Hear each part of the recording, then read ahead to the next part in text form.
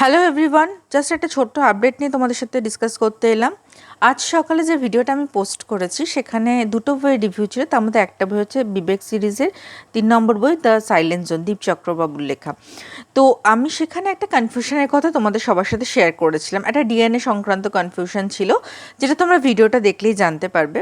তো সেখানে সেটা ভিডিওটা পোস্ট করার পরে দীপ চক্রবাবু আমাকে কন্ট্যাক্ট করেন এবং উনি খুব সুন্দরভাবে জায়গাটা এক্সপ্লেন করেন যে কোন জায়গাটা আমার কনফিউশন হচ্ছিল। উনি he was very kind enough to explain the confusion, মানে আমার কনফিউশনটা দূর করার চেষ্টা করেছিলেন।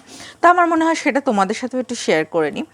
তো যেটা আমি কনফিউশন বলেছিলাম যে যেহেতু দিগ্বিজয়বাবুর সৎ ছেলে হলো রণজয়, তাহলে রণজয়ের সাথে টেকনিক্যালি তার ডিএনএ ম্যাচ করতে পারে না। তো সেক্ষেত্রে বডি আইডেন্টিফিকেশনের যে ঘটনাটি আমরা দেখেছি সেটার একটা ভিত্তিটা খুব নড়বড়ে হয়ে যায়। তো পরে যখন দীপ চক্রবাবু সেটা এক্সপ্লেন করেন, সেই এক্সপ্লেনেশনটাই আমি তোমাদের সাথে শেয়ার করছি এখন।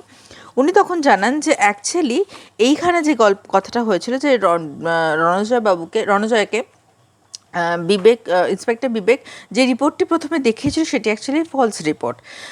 ডিএনএ স্যাম্পেলটি অ্যাকচুয়ালি ম্যাচ হয়েছে রনি পিসির সাথে, মানে যে অ্যাকচুয়ালি দিগ্বিজয়বাবুর বোন এবং রণজয়ের পিসি, তার সাথে অ্যাকচুয়ালি ডিএনএটা ম্যাচ করেছিল, তার ফলে বডিটা আইডেন্টিফাই করা হয়।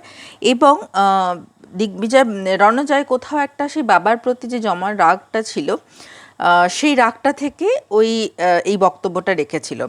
তো এইটা খুব ইন্টারেস্টিং আমার মনে হয়েছে। আমি দীপ চক্রবাবুকে আবার ধন্যবাদ জানাচ্ছি যে খুব সুন্দরভাবে উনি জিনিসটা আমাকে এক্সপ্লেন করে দিলেন যে কেন আমার কনফিউশনটা হচ্ছে, এবং অ্যাপারেন্টলি কনফিউশনটা তোমাদের অনেকেরই হয়েছে সেটাও উনি বললেন। তো আমার মনে হলো এটা তোমাদের সাথেও একটু শেয়ার করে নেওয়া দরকার। তো আপাতত এইটুকুই।